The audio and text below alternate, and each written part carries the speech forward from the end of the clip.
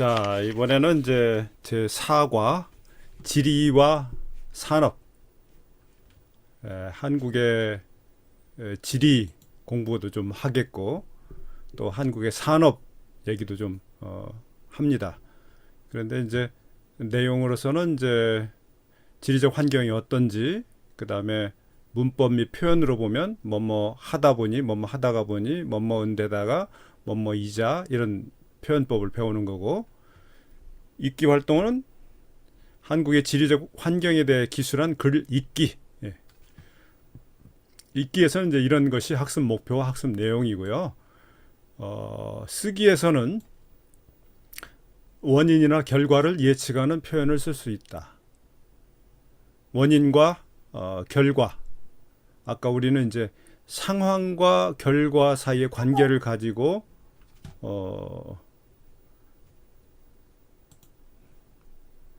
상황과 결과 사이의 관계를 가지고 글을 쓰는 방법, 당위성을 표현하는 방법에 대해서 우리가 배웠죠. 자, 여기서는 원인과 결과, 결과의 예측, 그 다음에 산업 발달에 대한 객관적인 자료를 분석하여 기술하는 글을 쓸 수 있다. 자료를 분석해서 글을 쓴다. 원인과 결과를 예측하는 표현을 쓸 수 있다. 이런 것은 그야말로 이제 고급 한국어 중에서도 학문적 글쓰기, 학문적 글쓰기의 중요한 목표가 되는 것들이죠. 그래서 이걸 여러분들이 뭐 논문을 앞으로 좀 써야 되겠다 이런 생각이 있으시면은 이런 거 좀 공부를 해야 됩니다. 그 다음에 학습 내용으로서는 이제 산업의 발달,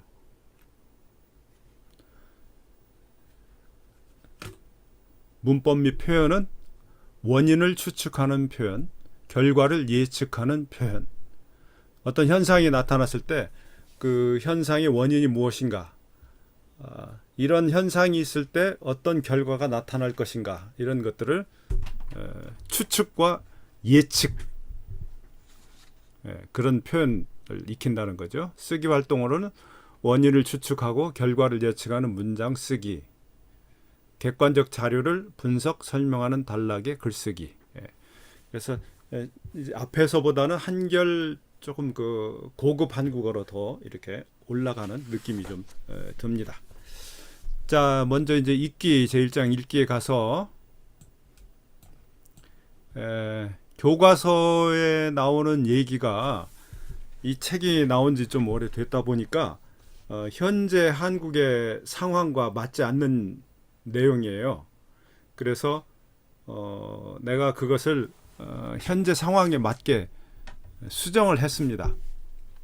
여러분들이 교과서보다는 이 자료 화면 보면서 공부하면 좋겠어요. 자, 한국의 지리적 환경. 여러분은 한국의 지리적 특징에 대해 잘 알고 있습니까? 지도를 보고 한국의 지리와 지형을 알아보십시오. 근데 먼저 이제 우리가 공부하는 것은 뭐 지리, 지형 이런 것이 아니고 현재는 그게 아니고 행정구역. 그러니까 한국이란 땅이 있으면 그것이 어떻게 나누어지는지를 행정 단위로 구분한 것을 먼저 공부를 하는 것입니다. 자, 이 지도에 보면은 한국 지도 여러분 대체로 아시죠? 그 한국의 지도 그럴 때 이제 여러분들이 조금 유의를 해야 되는 것이 뭐냐 하면 북한과 남한을 이렇게 합해 놓은 지도도 있고 이 남한만 나온 지도도 있고 그런데 사실 그 대한민국 헌법에서는 이 북한까지도 우리 그 대한민국의 영토라고 얘기를 하고 우리가 직접적으로 거기에 뭐 행정을 우리가 할 수는 없는 상황이지만 거기에 그 행정구역을 편성을 해놓고는 있어요. 근데 그 행정구역이 북한의 자체적으로 북한이 만들어 놓은 행정구역하고는 조금 다릅니다. 이따 그 설명을 할게요. 그래서 그 남북한이 합한 지도에 이렇게 모양을 보면 한국이 어떤 어떤 사람들은 한국이 토끼처럼 생겼다. 어떤 사람들은 아니다. 호랑이처럼 생겼다. 그렇게 얘기하기도 합니다. 여러분이 한번 인터넷으로 찾아보십시오. 한국 지도를 토끼로 묘사해 놓은 것이 있고 호랑이로 묘사해 놓은 것이 있어요.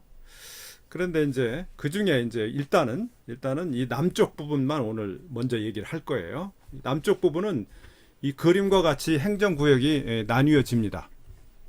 그래서 행정구역은 이제 크게는 광역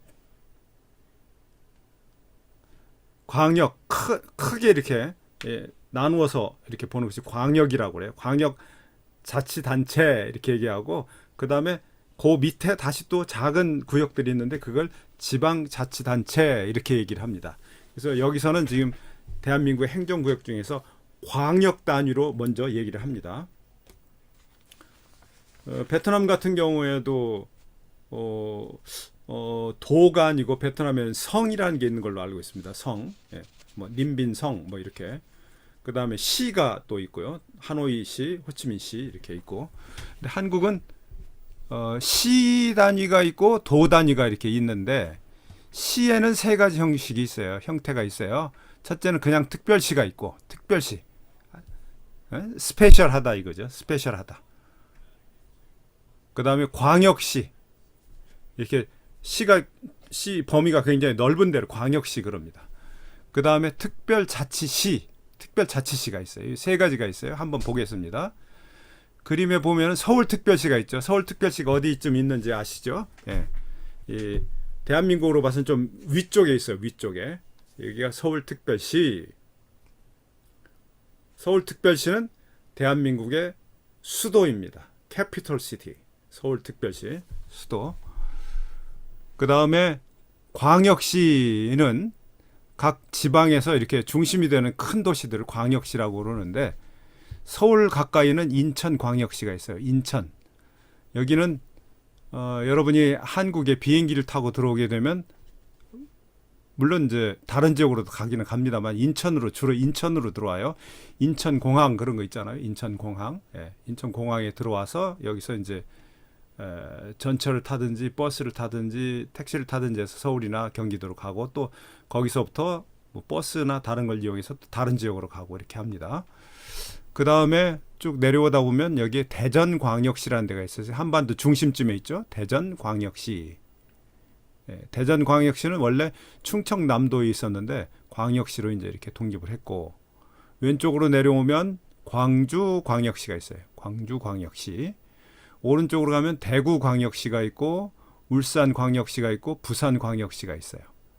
이렇게 광역시가 6개가 있는데 이 남부에 여기 좀 많이 몰려 있죠. 여기에 큰 도시들이 많습니다. 그 중에서 이제 부산광역시가 부산시인데 이 부산은 한국의 제2의 도시예요. 한국의 제2의 도시.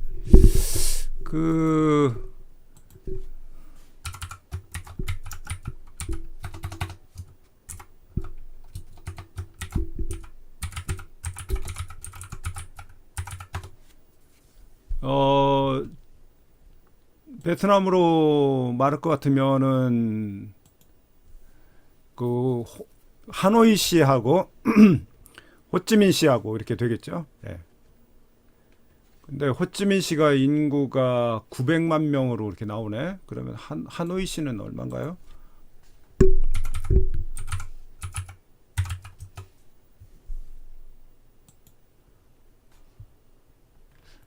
여기에는 대체로 2015년에 758만 명. 이게 이제 조금 정확한 통계가 아니지만 호치민시가 더 크네요. 호치민시가 베트남에서 제1의 도시구만요. 제1의 도시. 물론 행정 수도는 하노이 정치 중심이고 호치민시가 경제, 상업, 문화의 중심 도시다. 난 그렇게 알고 있는데 바로 이제 여러분이 살고 있는 곳이죠. 근데 부산은 서울보다는 훨씬 인구수는 적습니다. 인구가 제일 많은 이 행정구역은 경기도예요. 경기도가 제일 많고 그 다음에 서울특별시가 이렇게 많은데요. 이 경기도의 대한민국 인구의 거의 절반 이상이 절반 정도가 살고 있어요. 근데 서울까지 포함하면 굉장히 많죠. 이 지역에 사는 사람들이. 예. 자, 그 다음에 이제 특별자치시라는 게 있어요. 특별자치시가 있는데 그게 여기 중간에 대전광역시 위에 있는 세종특별자치시 이곳이 있습니다. 세종특별자치시. 다른 곳은 원래부터 있던 지명인데 여기만큼은 새로 생긴 거 몇 년 전에 얼마 전에 새로 생긴 도시인데 이걸 특별자치시라고 하는 거는 왜 그러냐면 그 서울에 인구의 서울이나 수도권에 집중이 되다 보니까 교통 문제 뭐 여러 가지 복잡한 문제가 너무 많아요. 그래서 이걸 좀 지방으로 나눠서 보내야 되겠다 해가지고 행정기관 중에 일부를 따로 하나 도시를 만들어서 보내야 되겠다 해서 만든 도시가 바로 이 세종시입니다. 이 도시의 이름을 붙일 때는 세종대왕의 이름을 갖다 썼어요.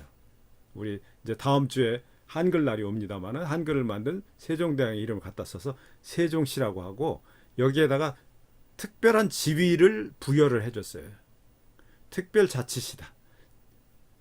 그러니까 시 하나이지만 이 도 광역에 준하는 그런 그 기능을 할 수 있도록 그렇게 해줬단 말이죠. 그래서 그걸 특별자치시라고 부릅니다.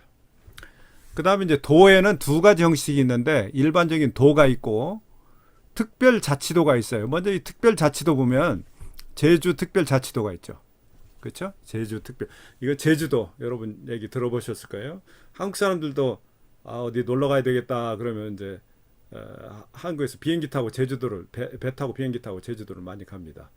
이 제주도는 한국은 전반적으로 기후대로 보면 온대지방, 뭐 한대지방, 뭐 온대지방, 열대지방, 또 열대지방과 온대지방 사이에는 아열대지방 그런 데가 있잖아요. 베트남 같으면은 위아래로 나라가 이렇게 길기 때문에 거기도 이렇게 기후대가 좀씩 다를 거예요. 예. 이제 호치민 같으면 아마 열대지방은 아니고 아열대지방 정도 되지 않나 생각을 하는데, 근데 한국은 기본적으로는 온대지방에 속해 있지만 이 제주도만큼은 남쪽에 있다 보니까 아열대에 가까워요. 아열대에 가까워서 이 제주도에서 많이 생산되는 과일들이 그 아열대 과일들이 있습니다. 제일 대표적인 것이 이제 귤 종류입니다. 귤. 오렌지하고 비슷한 거 있죠. 좀 작은 거. 예. 근데 지금 이제 기후 변화로 인해서 한국의 이 남부 지방의 해안 지방에서도 그 옛날에는 제주도에서만 재배되던 귤 같은 것이 재배가 된다고는 합니다. 그런데 이제 여기가 특별한 그 어떤 기능을 가지고 있는 이유는 자치에 관련된 부분들이 있어요. 이제 이 자치는 중앙에서 다 통제를 하는 것이 있고 일부는 이제 지방에서 하는 거 있는데 그것이 지방에서 스스로 하는 것을 더 많이 할 수 있는 부분이죠. 예를 들면 한국에 들어올 때 비자가 필요한 나라들이 있어요. 베트남에서 한국 들어오면 비자가 필요하죠. 한국 사람들이 베트남에 들어갈 때는 베트남에 들어가서 비자를 받거나 뭐 그 이비자라고 하는 걸 또 받아서 이렇게 들어가는 걸로 알고 있는데 중국 사람들이 한국에 나올 때에도 비자가 꼭 필요한데 이 제주도에 갈 때는 비자가 없이도 가요. 비자를 미리 안 내도 돼요. 여행사 통해서 제주도에 가는 비행기를 타면 제주도에 그냥 들어갈 수가 있어요. 무비자 입국이 되는 거죠.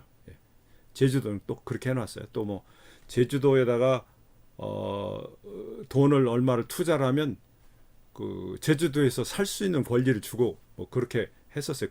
그러니까 이 본토하고는 달리 특별한 지위를 섬이니까 그렇게 여기다가 줬어요. 그러니까 무비자로 제주도로 가서 이 본토로 올라올 수 있느냐 그건 불가능해요. 배 타거나 비행기 탈 때 그걸 검사를 하겠죠. 비자 검사를 하겠는데 그런 사람들은 그렇게 갈 수가 없고 그냥 제주도 내에서만 지낼 수가 있습니다.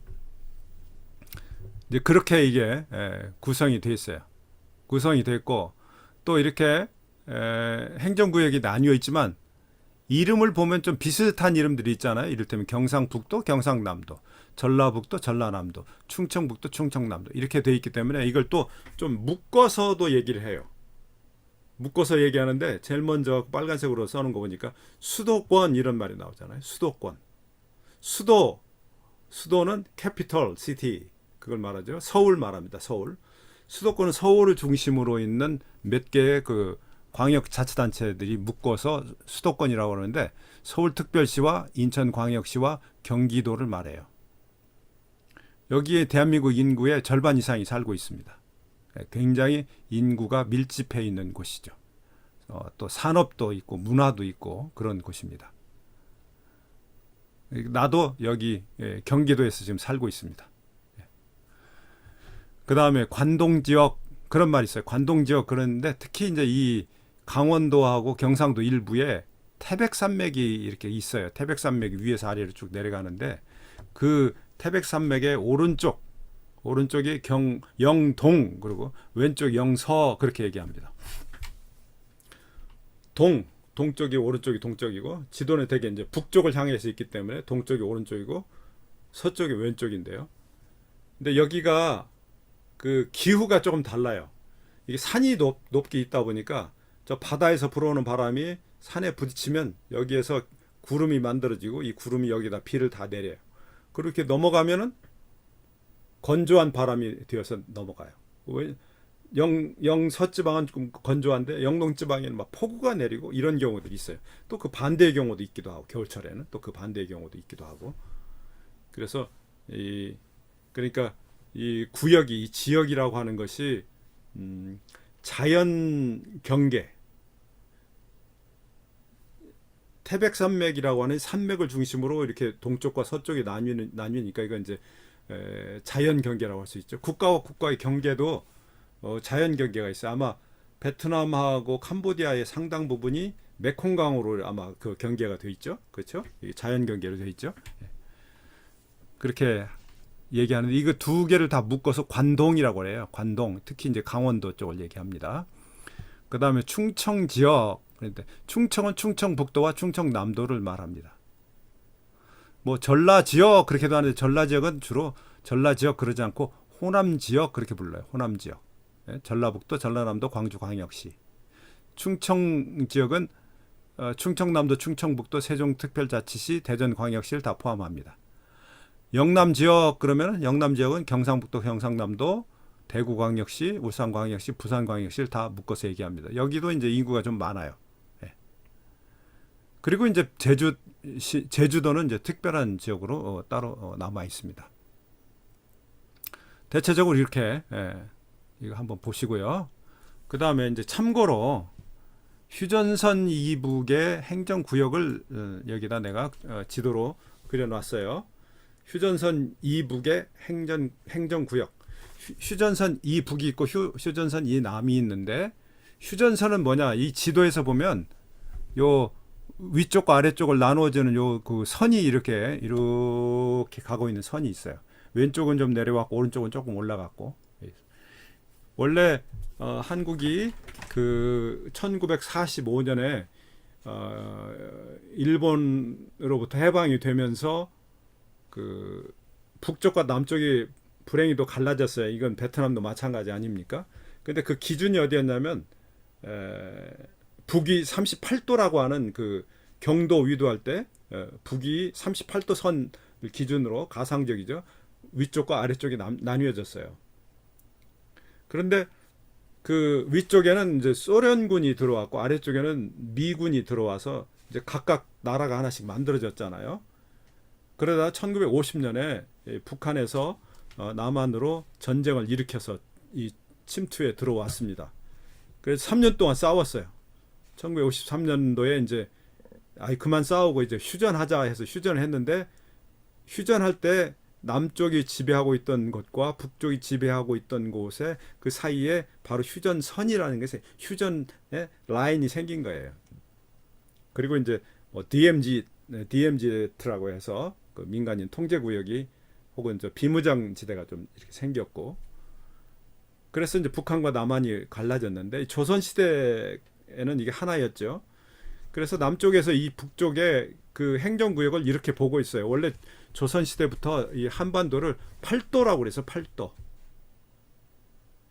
어떻게 팔도냐 그러면 평안도, 함경도, 황해도, 강원도, 경기도, 충청도, 전라도, 경상도. 도로는 이렇게 원래 8개로 얘기를 했습니다. 그거 이제 지금까지 유지되고 있는데 거기엔 조금씩 변화가 생겼죠. 그래서 북한이 이제 해방 전에는 이렇게 됐단 말이에요. 함경북도, 함경남도, 평안북도, 평안남도, 황해도, 강원도 이렇게 돼 있었어요. 근데 강원도는 지금 경기도의 일부도 북한에 지금 들어가 있고 강원도의 일부도 지금 북한에 들어가 있는데 여기는 이제 실제 이제 북한이 가지고 있는 행정구역 시작할 때는 이렇게 시작을 했는데 북한도 행정구역을 바꿨어요. 조금 바꿔가지고 양강도, 자강도 이런 것을 저 위쪽에다 또 만들어가지고 북한도 이렇게 도가 제법 많이 있는 것으로 나옵니다. 인구수는 이제 우리보다 훨씬 적지만 남한보다 훨씬 적지만 그렇게 돼 있어요. 근데 서울이 대한민국의 수도인데 북한의 수도는 어디냐면 평양이죠. 평양인데 평양은 여기 평안남도 여기에 있어요. 여기에 평안남도에 있어요. 몇 년 전에 하노이에서 그 북한의 지도자 김정은하고 미국의 지도자 트럼프하고 회담을 했잖아요. 그 김정은이 여기서 기차를 타고 중국을 거쳐서 베트남으로 간 걸로 내가 알고 있어요. 예, 그렇게 돼 있습니다. 한국에서는 지금 뭐 베트남 갈 때 다 비행기로 가죠. 비행기로. 예. 근데 만약에 남북 통일이 된다 그러면 한국 사람도 기차를 타든지 자동차를 가지고 베트남을 갈 수 있게 되겠죠. 지금 한국은 섬이나 다름이 없어요. 삼면이 바다로 둘러싸여 있고 이렇게 삼면이 바다로 둘러싸여 있어가지고 섬이 그다음에 북한은 이 휴전선 때문에 갈 수가 없고 그러니까 이 섬이나 다름이 없는 곳인데 앞으로 이게 통일이 되면 뭐 자동차로 가거나 기차로 갈 수가 있죠. 예. 그런 날이 빨리 오기를 바라는데 나는 지금 여기 경기도에서 수도권에서 지금 살고 있습니다. 지금 내가 강의를 하는 것도 우리 집에서 강의를 하고 있는데 경기도 성남시 분당구라는 곳에서 살고 있어요. 근데 나는 원래 여기서 태어나지는 않고 태어난 것은 이제 전라북도에서 태어났어요. 전라북도 익산이라는 곳에 태어났는데 사실 우리 아버지 돌아가신 아버지는 어디서 태어났느냐 하면 이 평안남도에서 태어났습니다. 그래서 평안남도에서 1950년 6.25 전쟁 때 피난을 내려와서 남쪽으로 피난을 혼자 내려와 가지고 남쪽에서 결혼을 해서 이제 내가 태어난 거죠. 예, 그렇게 돼서 사실 이 북한에 내 가족이 있어요. 이 북한에 내 가족이 있는데 만날 수가 없네요. 예. 남한하고 북한하고 지금 자유롭게 왕래할 수도 없고 또 편지도 교환할 수가 없고 이메일도 할 수가 없고 전화도 할 수가 없어요. 이제 또 뭐 몰래 하는 방법도 있다고는 하는데 나는 우리 가족들하고 그걸 못 해봤습니다. 이게 이제 한국이 가지고 있는 하나의 그 특징이고 또 한국 오른쪽에는 바다 건너서 일본이 있죠. 일본이 있고 한국 저 위쪽에는 큰 중국이 있고 또 러시아가 있고 해서 그 이제 지정학적 위치라고 그러는데 한국이 그 중심에 있어가지고 여러 가지로 이제 어려움도 많이 겪었죠.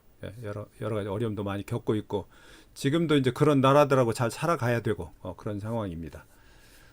베트남은 또 가까이에 그 중국이 있는데 중국하고 별로 그렇게 사이가 좋지 않은 것으로 알고 있지만 하여튼 그런 지리적인 여건이 있어서 그렇죠.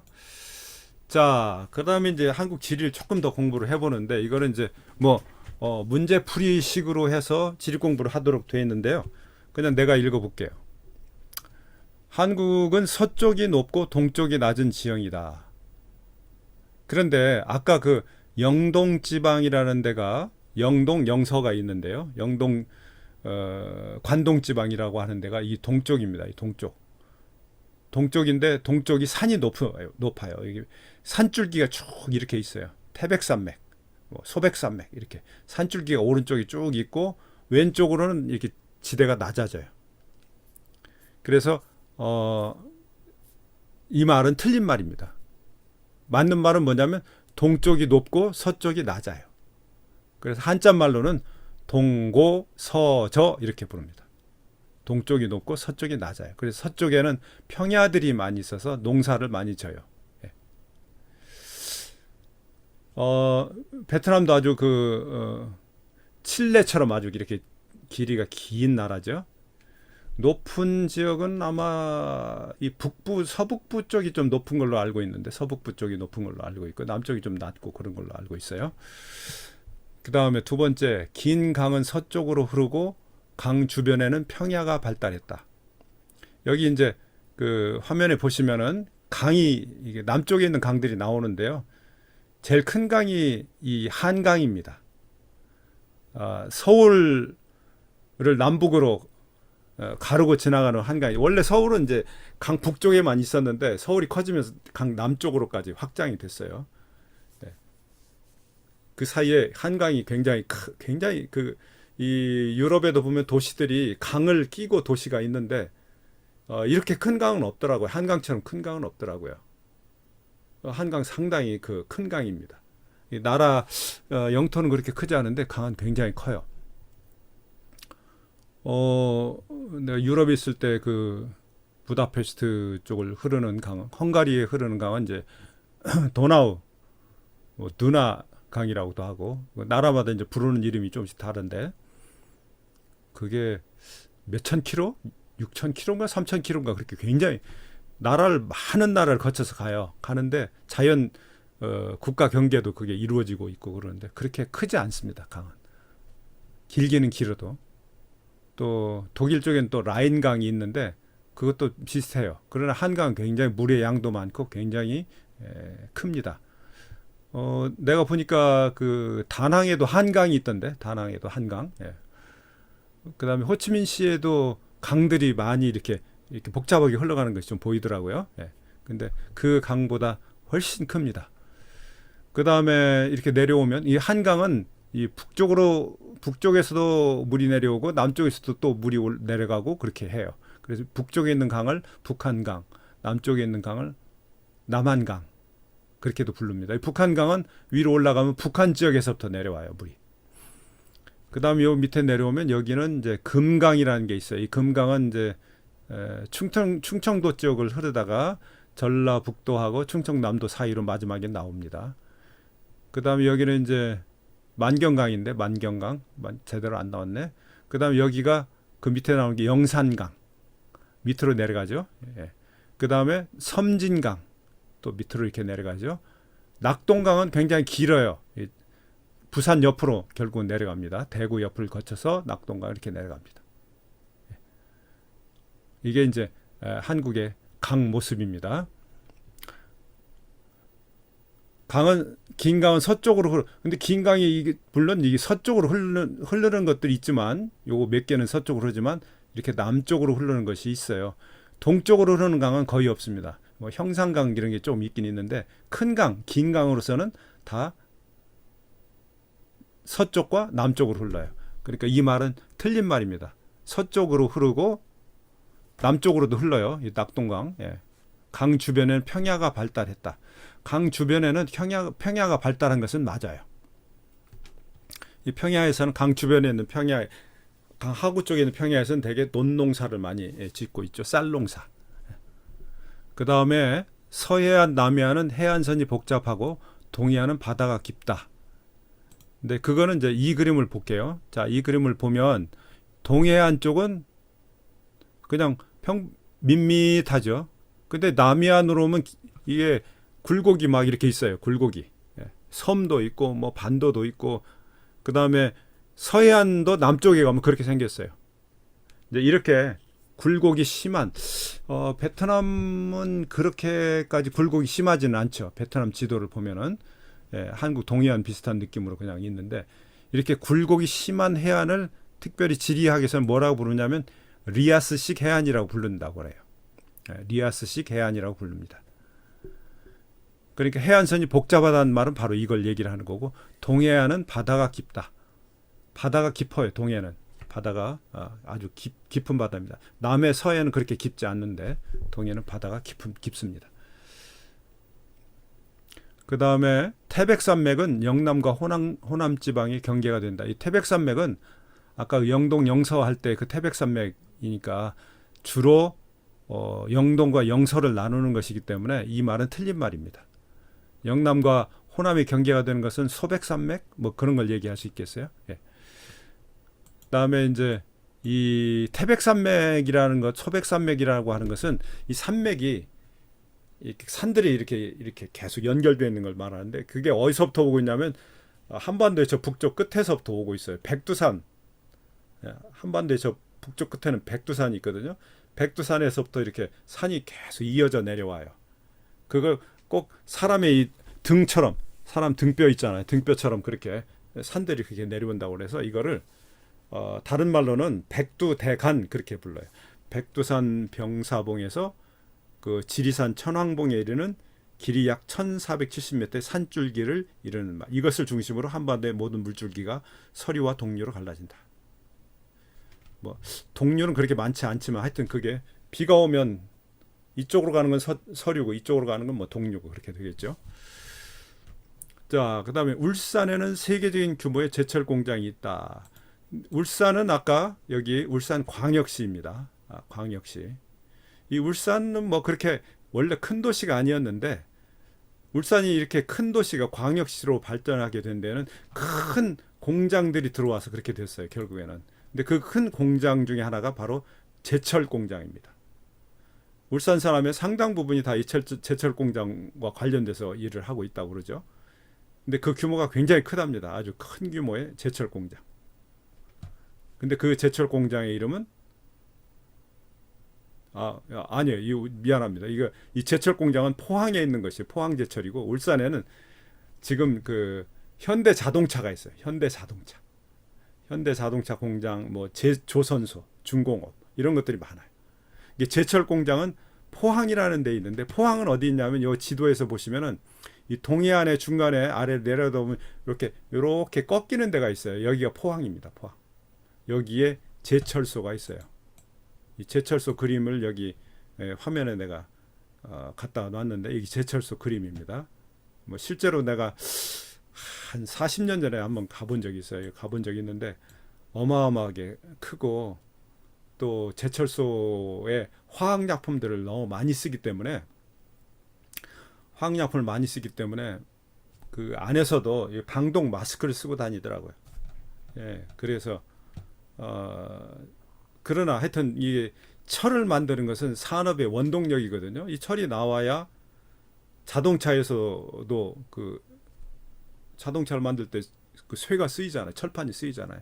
그 다음에 건설할 때도 쓰이고 다리 만들 때도 쓰이고 집을 지을 때도 쓰이고 그래서 이 제철 공장이 그 대한민국 산업의 원동력이 됐다. 근데 언제부터 시작을 했느냐? 박정희 대통령 때부터 시작을 했습니다. 산업 포항 제철 공장. 이 포항 제철이 지금은 이제 포항에만 있는 게 아니라 이 남쪽에 가면 또 있어요. 예. 그 다음에 제주도는 화산섬이다. 아까 제주도 얘기를 했는데 제주도는 화산섬입니다. 화산, 볼케이노죠. 베트남에도 화산이 하나 있었던 걸로 알고 있어요. 저 북부 지역에 높은 산들은 화산 이렇게 폭발하면서 용암이 치고 올라와서 이렇게 산을 높게 만들어 놓죠. 높게 만들어 놓으면서 끝에 가서는 이렇게 움푹 파인 곳이 있어요. 이 움푹 파인 곳에 이제 호수가 생기기도 해요.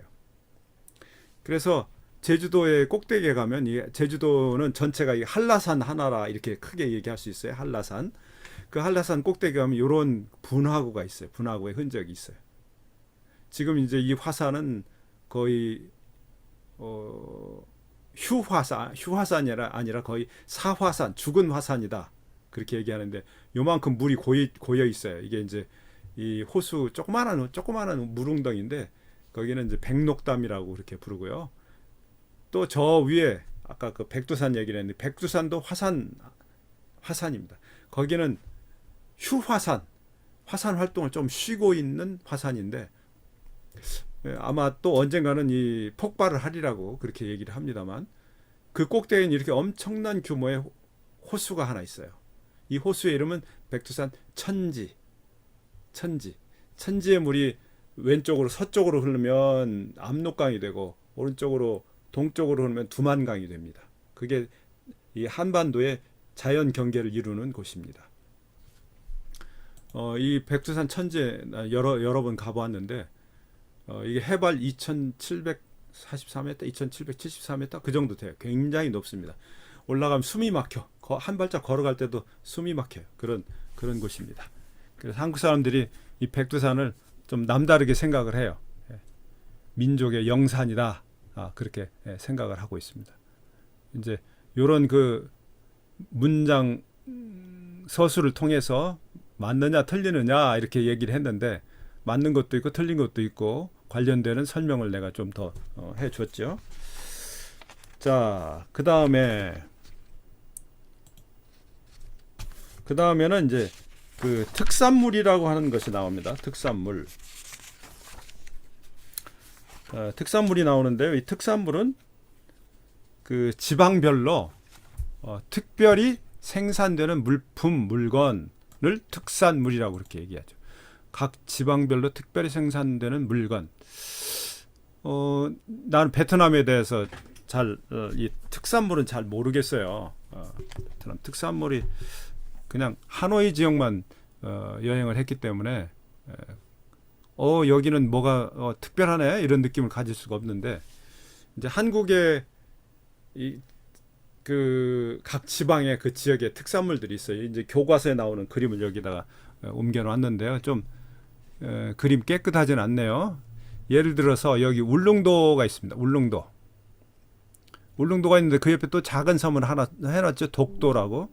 예, 독도라고 해놨는데 이거 하나 얘기를 좀 하고 지나갈게요. 이 독도가 일본 사람들이 일본 영토라고 주장하는 섬입니다. 근데 역사적으로 보거나 문헌의 기록으로 보거나 한국 영토가 맞아요. 맞는데 일본이 한국을 강점하면서 이 독도가 자기네 거라고 그렇게 우기고 있는 건데요. 근데 실효적으로 한국이 지금 지배를 하고 있어요. 여기에 독도 경비대가 있어요. 근데 거기 이제 울릉도가 있습니다. 이 울릉도는 아직 비행기가 갈 수 없고 배로만 다닐 수가 있는데요. 특산물이 뭐냐면 요거예요. 칵투스. 뭐예요? 오징어. 베트남에서도 오징어가 나는 걸로 알고 있는데 오징어가 울릉도 특산물입니다. 나는 울릉도 독도 여행을 대학생 때 한번 해봤는데 울릉도 여행 갔다 올 때는 그 지방 특산물인 이 오징어, 마른 오징어를 사가지고 오는 것이 일반적이죠. 누구라도 다 삽니다. 그러니까 옛날에는 이 교통이 원활하지 않기 때문에 가령 제주도에 여기 지금 제주도의 특산물이 뭐냐면 뭐 유자차가 있고 귤이 있어요. 귤 과일이죠. 노란색 과일, 오렌지보다 작은 거. 제주도에는 이제 수학여행을 갑니다. 수학여행, 학교 다니면서 뭐 졸업여행이라고도 하고 가면은 다 이 가을철에 가면 귤을 한 박스씩 사가지고 왔어요. 이 육지 쪽에서는 귤을 먹을 기회가 별로 없었어요. 생산하면 다 일본으로 수출했대요. 근데 물론 지금은 뭐 교통통신이 원활해서 이쪽에서 온라인으로 주문하면 온라인으로 또 오기도 하고 뭐 온라인으로 주문할 필요도 없죠. 이 슈퍼마켓에 가보면 귤 많이 팔아요. 지금 많이 팔고 있는데 근데 옛날에는 그러지 않았거든요. 내가 어렸을 때만 해도. 그러니까 거기 가야만 살 수 있었어요. 그래서 귤을 한 박스씩 싸가지고 그게 배에서 내리는 사람들이 다 그거 하나씩 가지고 와요. 비행기 타고 오는 사람들 다 그거 하나씩. 그런 것이 그 지역의 특산물입니다. 근데 지금 그 특산물이라는 것이 의미가 좀 많이 퇴색되어 있어요. 오늘날에는 교통이 원활해지기 때문에. 자, 여기 이제 그 10지역을 내놓고 그 지역의 특산물을 한번 보라고 그랬는데 한번 찾아보겠습니다. 첫 번째가 영덕. 영덕은 경상북도에 있는 도시인데요. 영덕은 바닷가에 있어요. 바닷가에 있는데 여기는 개 아시죠? 개가 유명해요. 이렇게 큰 개가 있어요. 막 빨간색으로 이렇게 쪄놓으면 빨간색이 나오는데 그런 개가 여기서 나옵니다. 그 다음에 음성은 이제 그 충청북도에 있는 지역인데 이 음성에는 이 고추가 유명하다는 것 같아요. 음성 고추. 그 다음에 영광. 이 영광은 전라남도하고 전라북도 경계에 있는 전라남도에 있는 지역인데 여기는 굴비, 이 글자가 잘 안 나왔지만 굴비라고 하는 거예요. 굴비는 뭐냐면 조기라는 생선이 있거든요. 이 서해안에서 많이 잡히던 겁니다. 그 조기를 잡아서 바닷바람에 말려요. 그걸 이제 굴비라고 해요. 마른 조기를 굴비라고 그렇게 부릅니다. 그러니까 해산물도 특히 이제 해산물 같으면은 옛날에 교통이 좋지 않았을 때는 정말 그 지역에 가서야만 그 해산물을 먹을 수 있었잖아요. 근데 지금은 뭐 교통이 좋아지고 심지어는 해외에 있는 것들도 다 수입이 되기 때문에 한국의 지금 해산물 중에는요, 뭐 낙지, 오징어, 뭐 여러 가지 것이 베트남에서 지금 수입이 되고 있어요. 우리 마켓에 가보면, 슈퍼마켓에 가보면 베트남산 해산물들이 많이 나옵니다. 그 다음에 영광했죠. 이천은 이제 이 경기도에 있어요.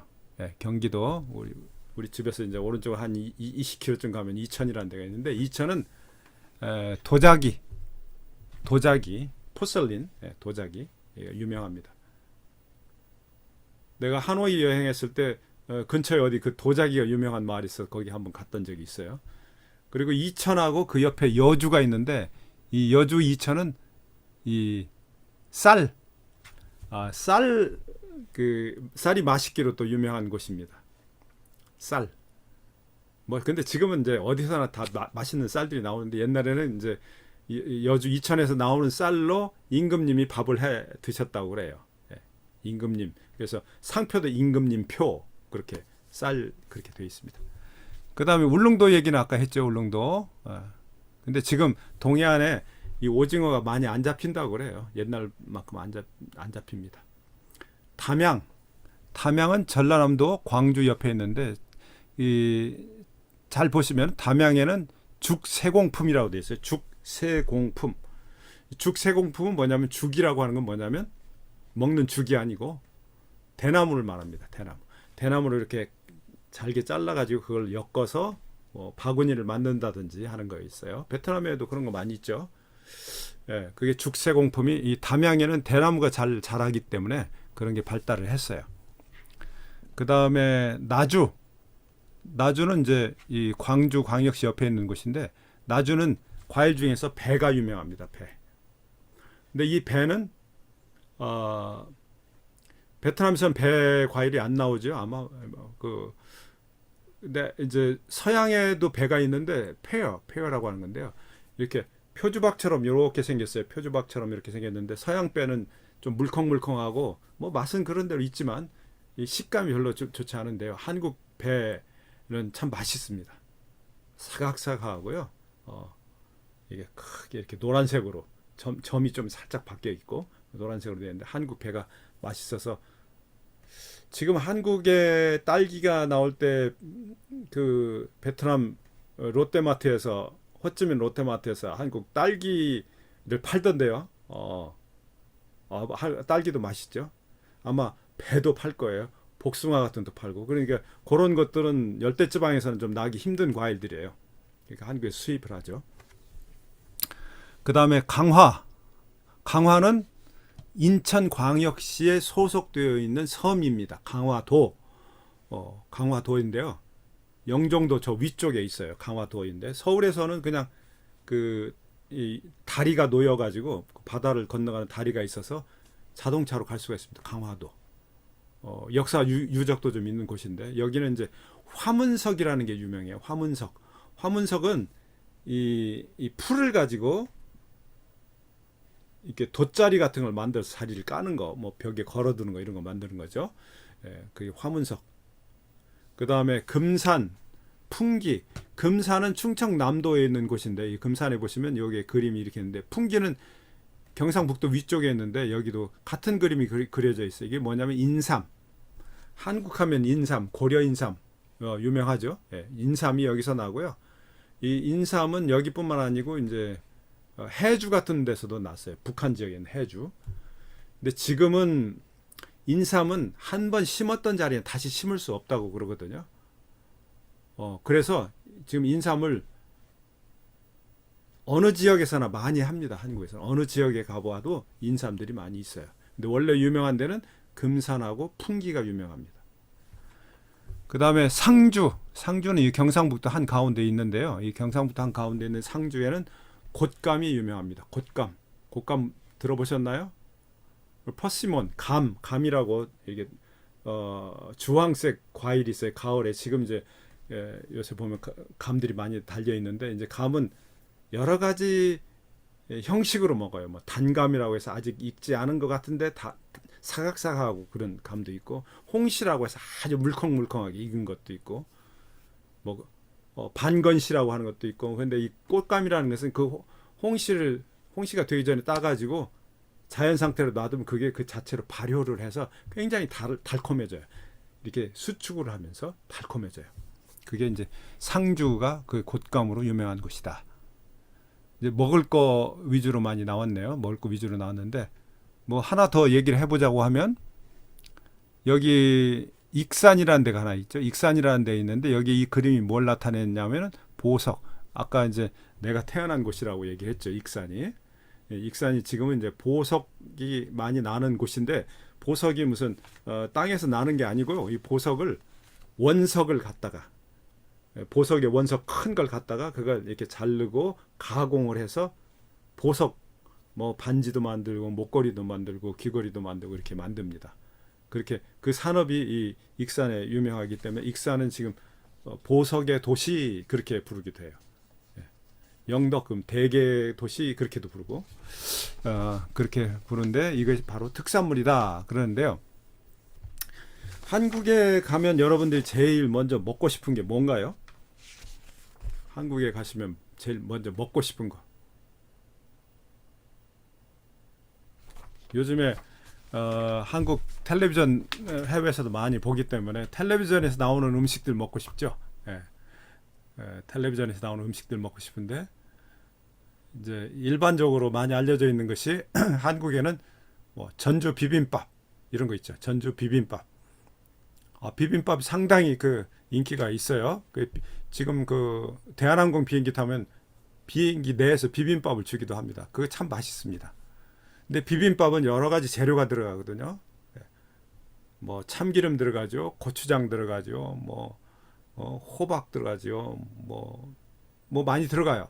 근데 이제 전주가 익산 옆에 있는데, 그게 유명한 것은 그 근처에서 그 좋은 재료들이 많이 나오기 때문에.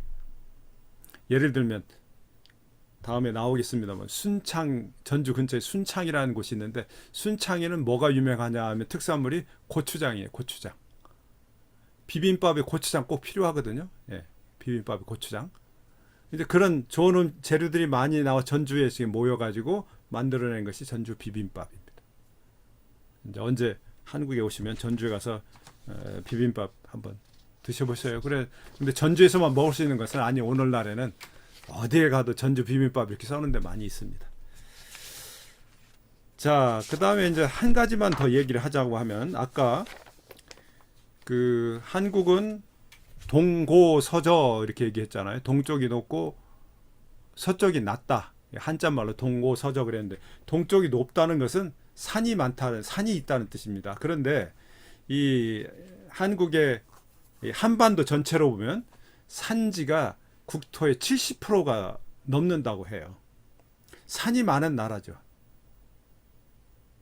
이게 산이 많은 나라이기 때문에 평야가 많지 않은 상태입니다. 베트남은 아마 평야가 많죠. 그래서 게다가 1년에 산모작을 한다고 내가 들었는데, 1년에 같은 자리에서 농사를 3번씩이나 지을 수 있으니까 쌀이 3배로 나오니까, 한국은 쌀 농사 한 번밖에 못 져요. 이제 겨울철에는 거기다가 이제 보리 같은 걸 심기도 하지만, 요새 보리 농사도 잘 안 하고 쌀 농사 한 번 나와요. 그러니까 좁은 땅에서, 그러니까 원래 옛날에는 한국이 그렇게 식량이 부족한 나라였어요. 식량이 부족한 나라였어요. 베트남은 부족한 나라가 절대 아니었을 것 같아요. 근데 산이 그만큼 많은 나라이다 보니까 이 하나의 그 어떤 문화적인 현상이 하나가 있는데, 한국 사람들이 가지는 취미 중에 그 많은 사람들이 어떤 취미를 가지고 있느냐, 등산에 취미가 있어요. 베트남 사람이 등산을 취미로 하기가 좀 어려울 거예요. 호찌민 사람들이 등산을 취미로 하면 어디로 가야 되나요? 제일 가까운 산이 어디에 있나요? 한국은 이렇게 둘러보면 도시에서 이렇게 둘러보면 바로 옆에 산이 있어요. 거의 그래요. 뭐 시내버스를 타고 가거나 자기 차를 타고 와서 등산하기가 아주 좋아요. 상당히 높아요. 우리 집 주변에도 산들이 이렇게 있습니다. 그것이 하나의 이제 그런 자연적인 그 환경이라고 하는 것이 어떤 문화적인 현상. 그래서 등산할 때 입는 옷 있잖아요. 등산복이라고 하죠. 그 세계적으로 등산복이 한국이 제일 잘 팔린다 그렇게 얘기를 들었어요. 그리고 한국 사람들은 동네 산을 등산하면서도 아주 그 전문가들이 입는 옷을 입는다 그런 말도 또 있어요. 그러다 보니까 해외 여행을 갈 때에도 등산복을 입고 간다. 그렇게 베트남 여행 가는데 등산복 입고 가는 사람들이 많이 있다고 그러죠. 예. 하여튼 그것이 하나의 그 자연적인 조건하고 그런 어떤 거기에 어울려서 어떤 문화적인 현상이 나타난 것. 그래서 지리적 환경을 이해하는 것이 중요한 것입니다. 아까 이 자연 경계, 산으로 자연 경계가 되기도 하고 강으로 자연 경계가 되기도 하는데 강을 요즘에는 다 무슨 저기 뭐죠? 다리가 있어서 쉽게 넘어가고 그러지만 옛날엔 잘 못 넘어갔단 말이에요. 배 타지 않으면. 그러니까 교통이 없다 보니까 왕래가 없다 보니까 그 지역만 어떤 언어를 이렇게 독특하게 쓰게 됐어요. 그게 이제 우리가 지역어라고도 얘기하고 사투리라고 얘기도 하고 방언이라고도 얘기를 하죠. 그것이 지역별로 그렇게 다를 수밖에 없었어요. 그러니까 그런 언어 현상, 문화 현상도 이런 그 지리적인 특성하고도 관련이 있는 것입니다. 그러니까 여러분이 어느 나라를 이해할 때는 그쪽에 지리적인 특히 이제 한국은 국토가 그런 식으로 돼 있다는 걸 이해하시면은 베트남이 그렇게 길게 되어 있는데 각 지역마다 쌀국수가 다르다. 자연히 그럴 수밖에 없겠죠. 쌀국수를 끓일 때 그 육수를 어떻게 끓이느냐 이게 다 다르겠죠. 면을 만들 때 어떻게 만드느냐 각 다르겠죠. 예. 맛도 다 다르다고 하대요. 예. 그래서 호찌민시에서 하노이식 쌀국수 하노이식 분짜 이런 걸 파는 데가 있고 또 반대로 하노이에서 호찌민식을 파는 것도 있고 이게 하나의 그 문화적인 다양성이기도 해요. 다양성. 그래서 그런 것들을 이해하는 것은 굉장히 언어 연구에도 중요하다.